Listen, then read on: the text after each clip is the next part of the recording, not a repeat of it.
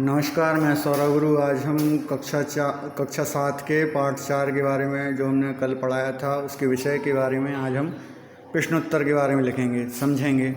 तो एक पदन क्वेश्चन है ये, अपाठितः बाल कुत्र न शोभते।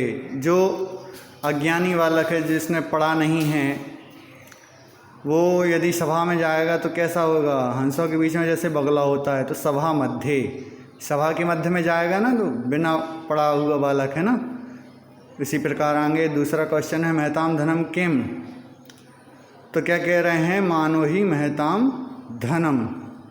धन जो महांत लोगों का है, सज्जनों का है, तो मान सम्मान ही उनका धन होता है ना।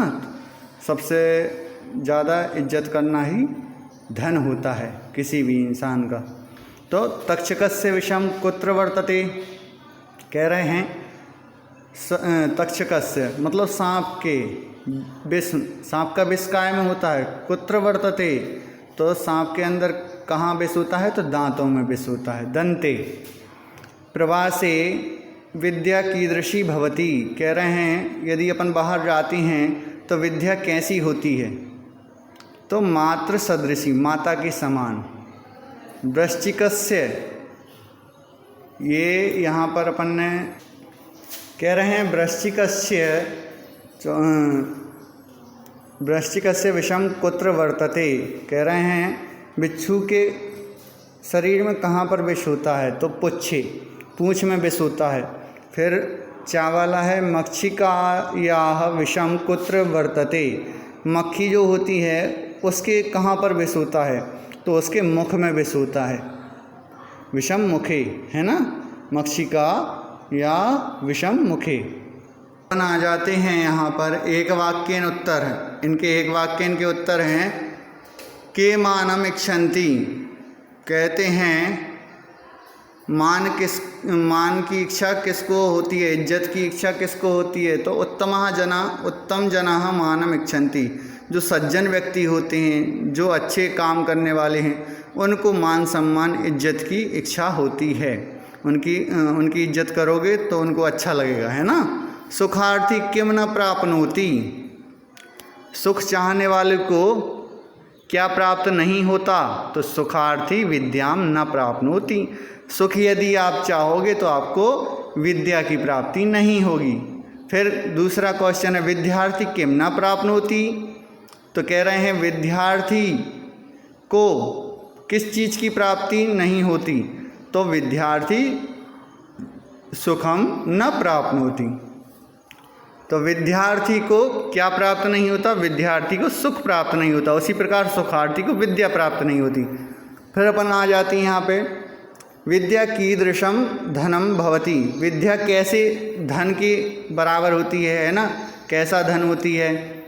तो वो बता रहे हैं, विद्या स्मृति कारणेन गुप्त धनम भवति। यदि अपन विद्या प्राप्त करते हैं तो अपनी मेमोरी जो होती है वो बढ़ जाती है, और रखे हुए धन को तो हर कोई चुरा लेता है, परंतु अपन जो विद्या का धन है वो अपन ग्रहण करते हैं, उसको कोई भी नहीं चुरा सकता, कहीं भी नहीं चुरा सकता। तो इसलिए उसको क्या कहते हैं? विद्या स्मृति कारणेन गुप्त धनम भवति। गुप्त धन मतलब किसी को सामने भी रखा होगा तो भी नहीं चुरा सकता। विद्या ऐसा धन है। तो घटा कथम पूर्यते। कह रहे हैं घटा मतलब मटका किस प्रकार भरता है? तो जल बिंदु निपातेन क्रमशः पूर्यते घटः। क्या कह रहे हैं? जल बिंदु, जल की बूंद बूंद से घड़ा भर जाता है ना। क्रमशः पूर्यते घटः, बूंद बूंद गिरती रहेगी घड़ा में तो वह भर जाएगा। और यदि वह घड़ा चू रहा होगा तो उसमें से यदि एक एक बूंद गिरेगी तो वह खाली हो जाएगा। तो क्या कह रहे हैं? जल बिंदु निपातेन क्रमशः पूर्यते घटः। परंतु विद्या एक ऐसा धन होती है जिसको दान करने से और बढ़ता है। कम नहीं होती, विद्या बढ़ती है। ठीक है, आगे अपन और देखते हैं। अब यहाँ अपन आ गए हैं कोष्ठकात उच्चितानि पदानि चित्वा रिक्त स्थानम पूर्यत। जो यहाँ पर कोष्टक दिए गए हैं, इनको देखकर इनमें से भरना है। तो अपन ने क्या है, मानम इच्छन्ति, मान की इच्छा किसको होती है, तो उत्तमा, उत्तमा मानम इच्छन्ति, ये लिखा है, उत्तमा मानम इच्छन्ति। ठीक है। फिर इसी प्रकार विद्यार्थिनः कुतः, विद्यार्थिनः कुतः, विद्यार्थी को किस चीज़ की, यदि विद्यार्थी है उसको यदि विद्या चाहिए तो किस चीज़ का त्याग करना पड़ता है, तो विद्यार्थिनः कुतः, उसको कौन सा सुख प्राप्त नहीं होता, तो सुखम न प्राप्त होती है ना, ये सुखम दिया है, विद्यार्थी को सुख त्यागना पड़ता है। उसी प्रकार मक्षिकायाः विषम, मक्खी के कहाँ पर, किस शरीर में, कौन सी अंग में विष होता है, तो मक्षिका या विषम मुखे, मुख में विष होता है। ठीक है।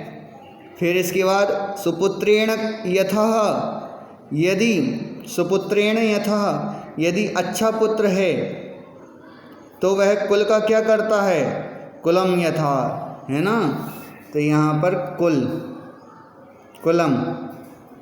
और यदि अच्छा पुत्र नहीं होगा तो वो क्या करेगा, वो जैसे जंगल में पड़े हुए हैं तो वनम हो जाएगा। इसी प्रकार सुपुत्रेण कुलम यथा, सुपुत्रेण कुलम यथा, यदि अच्छा पुत्र होगा तो कुल उतार देगा।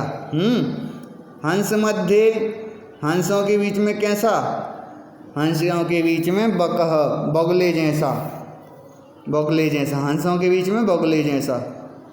ठीक है। यहाँ पर अपन ने रिक्त स्थान पूरी कर ली। अब अधोलिखिता नाम शब्दानाम विलोम शब्द लिखे तो इनके विलोम शब्द लिखना है। जैसे सुखार्थी, सुखार्थी का क्या होगा, दुखार्थी। फिर दुर्जना, दुर्जना का क्या होगा, सज्जन।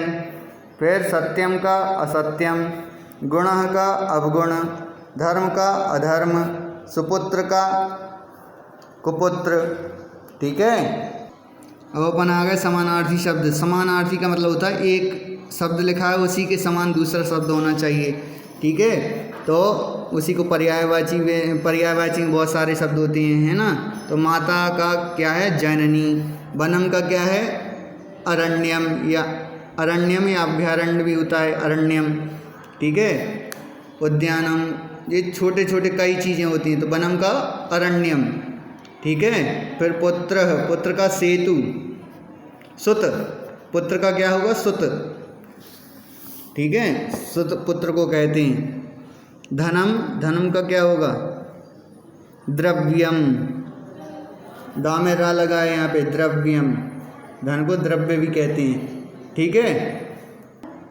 पादानम विभक्तिम वचनम च लिखत। अभी यहाँ पे ये पद दिए हैं, पदानी।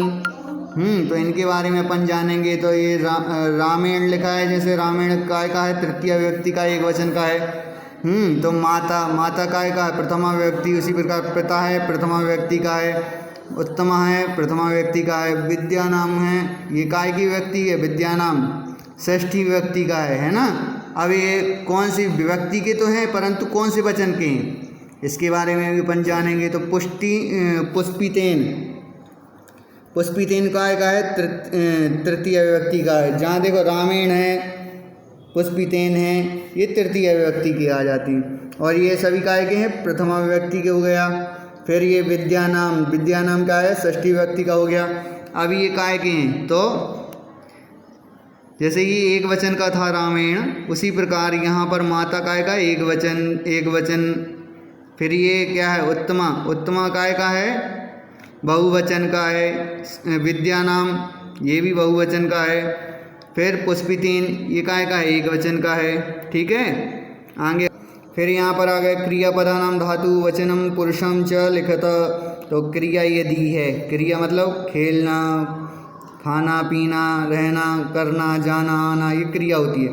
फिर धातु भी इसको कहते हैं, धातु में आ जाती हैं क्रिया के छोटे रूप, धातु हो जाती हैं। तो यहाँ पर शोभते, शोभते का क्या है, धातु रूप शोभ। उसी प्रकार यहाँ पर प्रथम पुरुष है शोभ का, फिर एक वचन का है यह शब्द, प्रथम पुरुष या अन्य पुरुष। फिर यहाँ पर पूर्यते, पूर्यते का है पुर, पुर धातु है, प्रथमा पुरुष है और बहुवचन है। अंते है ना, पीछे ये तीता अंति, तो ये अंते लिखा है। ना उत्ते। फिर सेवध्वे, सेवध्वे तो इसका सेव हो जाएगा धातु। फिर ये काय का है, मध्यम पुरुष का है, मध्यम पुरुष बहुवचन।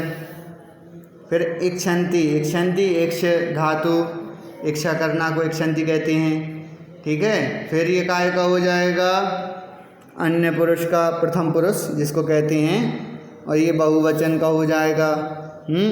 फिर लभावहे, लभ धातु, उत्तम पुरुष है ना, उत्तम पुरुष होता है मतलब तीसरा, उत्तम पुरुष मतलब खुद। फिर द्विवचन, द्विवचन में आ जाएगा ये, ठीक है। फिर श्लोका नाम यथा योग्यम योज्यते, तो क्या कह रहे हैं, सुखार्थी कुतो विद्या, विद्यार्थीनः कुतः सुखम, न शोभते सभा मध्ये हंस मध्ये वको यथा, वृश्चिकस्य विषम पुच्छे दुर्जनस्य तु सर्वांगे। तो वृश्चिक के पूंछ में विष होता है और दुर्जन के पूरे अंग में विष होता है, खराब व्यक्ति के। वासितम तद्वनम सर्वम, वासितम तद्वनम सर्वम, क्या कह रहे हैं, सुपुत्रेण कुलम यथा, यदि एक वन में बहुत ही सुंदर खुशबू देने वाला वृक्ष लगा होता है ना, पेड़ लगा होता है, पौधा लगा होता है, तो उससे पूरा वन महक जाता है। उसी प्रकार यदि 100 पुत्रों की जगह एक पुत्र और कुल को तारने वाला, कुलम सुपुत्रेण कुलम यथा, कुल को तारने वाला हो जाता है। यदि सुपुत्र एक हो तो वह कुल को भी तार देता है ना। फिर उदाहरणानु अन्य पूरितम, अन्य अन्वयम पूरितम, तो ये लिखी है, ये श्लोक है, अधमा धनम इच्छन्ति धनमानं च मध्यमा उत्तमा मानम इच्छन्ति मानो हि महताम धनम। इसी प्रकार यहाँ पर अपन ने ये अन्वय है, यहाँ पर आ गए हैं तो इसमें अन्वय किया है, अधमा धनम इच्छन्ति धनम मानं च इच्छन्ति, उत्तमा मानम इच्छन्ति महताम धनम मानम च, धनम मानः च, मानः ही, है ना। उसी प्रकार इसको भरेंगे, इसको भरने के लिए आप स्वयं भरें, नहीं तो फिर मैं कल भरवाऊँगा, ठीक है। धन्यवाद।